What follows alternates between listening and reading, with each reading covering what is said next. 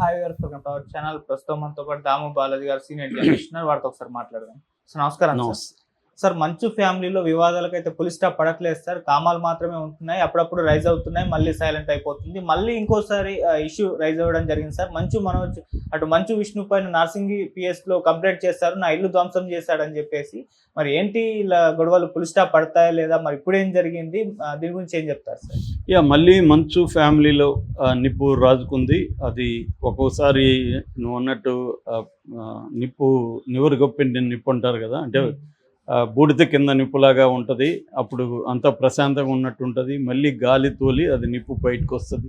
అలాగా మంచు ఫ్యామిలీలో కోర్ ఇష్యూ ఏదైతే ఉందో అసలు సమస్య సాల్వ్ కాలేదు, సాల్వ్ అయ్యే సూచనలు కూడా కనబడట్లేదు. అది సాల్వ్ కానప్పుడు ఏదో రూపంలో అది బయటకు వస్తూనే ఉంటుంది. లేటెస్ట్గా మంచు మనోజ్ నార్సింగ్ పోలీస్ స్టేషన్లో మంచు విష్ణు మీద కేసు పెట్టాడు. అంటే అతను డైరెక్ట్గా పెట్టలేదు, వాళ్ళ డ్రైవర్ సాంబశివరావు పేరుతో కంప్లైంట్ ఇప్పించాడు. ఆ కంప్లైంట్ సారాంశం ఏంటంటే, మంచు మనోజ్ ఏప్రిల్ 1న వాళ్ళ కూతురు బర్త్డే సందర్భంగా డెస్టినేషన్ ఫంక్షన్ జరిపారు రాజస్థాన్లో ఉండే జైపూర్లో.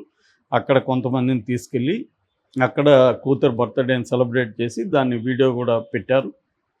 సో వీళ్ళు ఎప్పుడైతే అక్కడికి వెళ్ళారో వీళ్ళ ఇంటి మీదకి దాదాపు 150 మంది విష్ణు మనుషులు వచ్చి వీళ్ళ గదులన్నీ ధ్వంసం చేసి, వీళ్ళ నగలు పెట్టే ధ్వంసం చేశారు, వీళ్ళ గదులు ధ్వంసం చేశారు, వీళ్ళ వస్తువులన్నీ పాడు చేశారు. దాని తర్వాత వీళ్ళ కార్లు కూడా తీసుకెళ్ళిపోయాడు. ముఖ్యంగా ఇతను ఎక్కువగా వాడే ఒక కార్ని విష్ణు తీసుకెళ్ళి విష్ణు ఇంట్లో పెట్టుకున్నాడు అనేది ప్రధానంగా కంప్లైంట్ సారాంశం.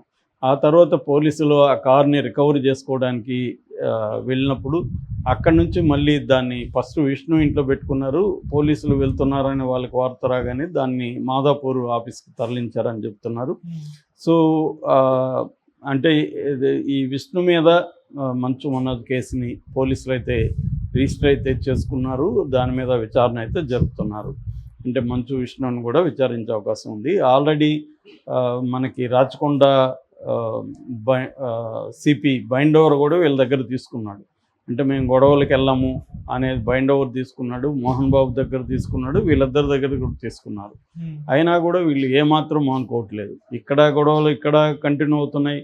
గతంలో జల్పల్లి దగ్గర ఎంత గొడవ అయిందో చూసాము. మోహన్ బాబు చివరికి ఒక TV9 TV5 విలేకరుల మీద చేయకూడదు చేసుకోవడం, దాంతో వాళ్ళు కేసులు పెట్టడం, అది నాన్ బెయిలబుల్ వారెంట్ ఇష్యూ అవ్వడం, దాని తర్వాత హైకోర్టులో ఆయనకి మేలు జరగకపోతే సుప్రీంకోర్టు వరకు వెళ్ళి కూడా ఆయన చేసుకోగలిగాడు.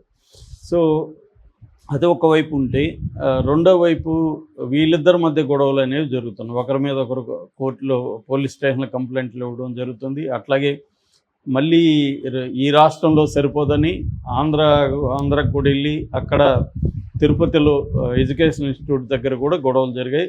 సో ఇది బేసిక్గా కోర్ ఇష్యూ. నేను ఇందాక చెప్పినట్టుగా కోర్ ఇష్యూ ఏంటి, వీళ్ళ ఫ్యామిలీలు ఈ పైకి ఎన్ని కథలు చెప్పినా ఆత్మాభిమానము, రెస్పెక్టు, ఇంకోటి ఎన్ని చెప్పినా ఆస్తుల గొడవ బేసిక్గా. అంటే మోహన్ బాబు సంపాదించిన ఆస్తుల్ని వీళ్ళ పిల్లలకి పంచలేదు అనేది ఆయన కూడా డిక్లేర్ చేశాడు. నా ఇష్టం, నేను ఎవరికి ఇష్టం వస్తే వాళ్ళకి ఇస్తానన్నాడు.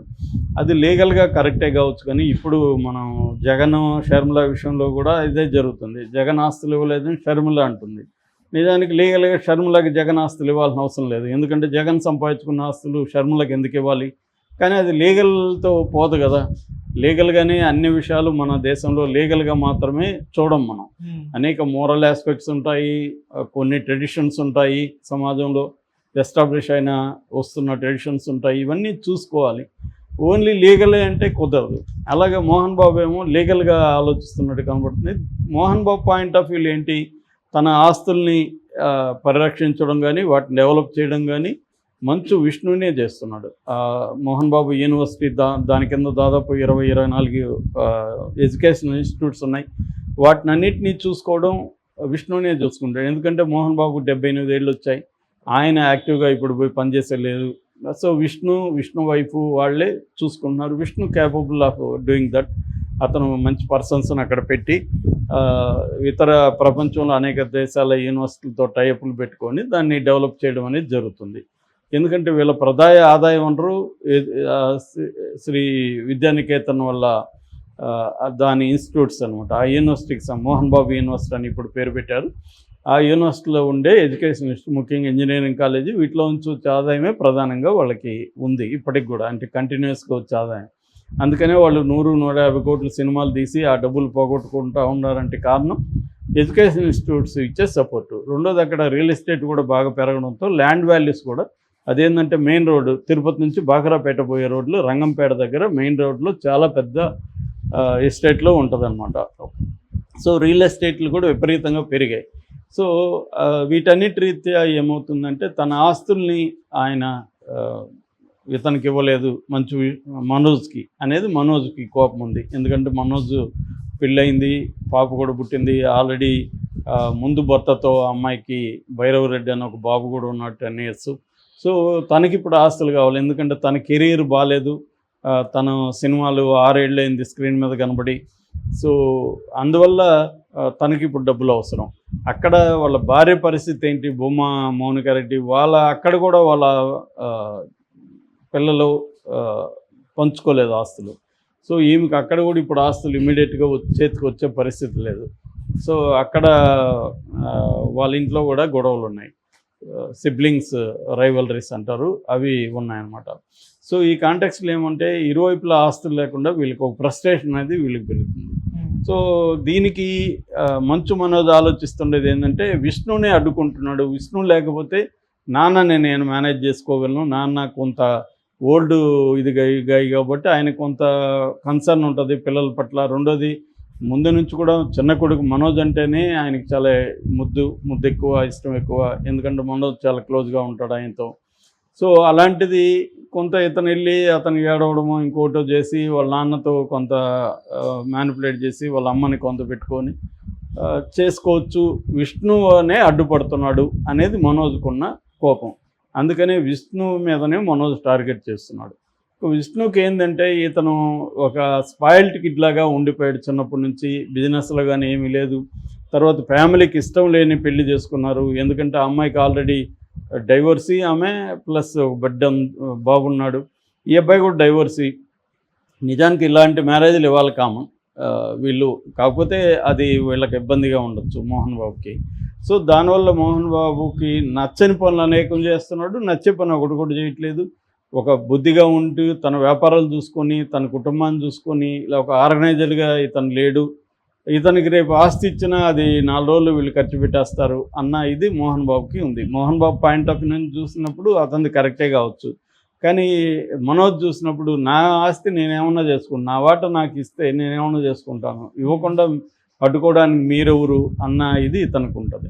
సో ఈ నేపథ్యంలో మోహన్ బాబు ఎటు తేల్చుకోలేని పరిస్థితి. దానివల్ల ఈ ఫైనల్గా ఈ ఇష్యూలో ఎక్కువ సఫర్ అవుతుండేది మోహన్ బాబే. నిజానికి ఆయనకి 78 ఏళ్ళు ప్రశాంతంగా మనవాళ్ళు మనవరాలతో ఆడుకుంటూ హ్యాపీగా గడపాలన్న వయసు అది. సో ఈ వయసులో ఆయన్ని టార్చర్ పెడుతుంది, ఎందుకంటే ఆయన ఎంతో కష్టపడి కానీ పైకి రాలేదు. ఆయన చాలామంది అనుకున్నట్టు ఆయన ఏమి ఈజీ మనీ వచ్చేయలేదు ఆయనకి. గ్రాడ్యువల్గా కష్టాలు పడి ఆయన అనేక అవమానాలు ఎదుర్కొన్నారు. ఎందుకంటే నేను ఆయన బయోగ్రఫీ మీద కొంత వర్క్ చేశాను, అప్పుడు నేను ఆయన చెప్పిన స్టోరీ అదంతా విన్నాను. ఆడియో చాలా ఫుటేజ్ ఉందన్నమాట ఆయనది. సో అలాగా ఆయన చాలా రకాల భయంకరమైన అవమానాలు ఎదుర్కొని అనేక కష్టాలు పడి ఎదుగొచ్చిన వ్యక్తి. ఆయనకి సామాజికంగా కమ్మ బ్యాక్గ్రౌండ్ ఉండొచ్చు, అది సోషల్ క్యాపిటల్గా హెల్ప్ అయి ఉండొచ్చు, కానీ వాళ్ళు మరీ అంత రిచ్ ఫ్యామిలీ ఏం కాదు, very rural middle class family. వాళ్ళ నాన్న టీచరు, మోదుగులపాలెం అని నేను కూడా ఆ ఊరు వెళ్ళాను, వెరీ బ్యాక్వర్డ్ విలేజ్ అది. సో దాంట్లో ఒకవేళ వీళ్ళకి పొలం ఉన్నా కూడా అప్పట్లో పెద్ద వాల్యూ చేసే పొలం కాదు, వాళ్ళ నాన్న నుంచి వచ్చే డబ్బులే ఇది. తర్వాత డ్రిల్ మాస్టర్గా పనిచేశాడు. అందువల్ల ఆ తర్వాత అతను అసిస్టెంట్ డైరెక్టర్గా చేయడం, ఆ క్రమంలో అతను ఫుడ్కి కూడా లేకుండా రెంట్ కట్టలేని పరిస్థితిలో దారుణంగా ఓనర్స్ అవమానించి ఇవన్నీ చేసి ఆయన మెల్లమెల్లగా వచ్చి హీరోగా, విలన్గా వచ్చి మళ్ళీ హీరోగా వచ్చి ఇలాగా నానా ఇది చేసి ఆయన సెల్ఫ్ మేడ్ మ్యాన్ ఖచ్చితంగా మోహన్ బాబు. ఆయనలో ప్రాబ్లమ్స్ ఉండొచ్చు, అవి మనకు నచ్చకపోవచ్చు, అది వేరే విషయం. కానీ ఒక వ్యక్తిగా తీసుకున్నప్పుడు, ఒక పర్సనాలిటీ డెవలప్మెంట్ యాంగిల్లో చూసుకున్నప్పుడు ఆయన చాలామందికి ఇన్స్పిరేషను. అలాంటి వ్యక్తి ఇవాళ సఫర్ అవ్వడం అంటే పిల్లల వల్లే. సో కాకపోతే ఇప్పుడు ఆయన మేబీ ఆయన వల్ల కావట్లేదు డీల్ చేయడం. నిజానికి ఆయన చాలామందికి పంచాయతీలు చేసేవాడు. అలాంటిది తన కుటుంబంలో జరుగుతున్న దీన్ని ఆయన సాల్వ్ చేసుకోకపోతే ఇది ఇంకా పెరుగుతుంది తప్ప తగ్గే ప్రసక్తి లేదు. ఎప్పుడైనా కోర్ ప్రాబ్లం సాల్వ్ కాకుండా సిమ్టమేటిక్ ట్రీట్మెంట్ ఇస్తే లాభం లేదు. మనకి జ్వరం వస్తుంది కాబట్టి జ్వరమే అసలు జ్వరానికి కారణం ఏంటో చూసుకొని అసలైన మూల సమస్యకి పరిష్కారం అనేది తీసుకోవాలి. Okay sir, thank you so much.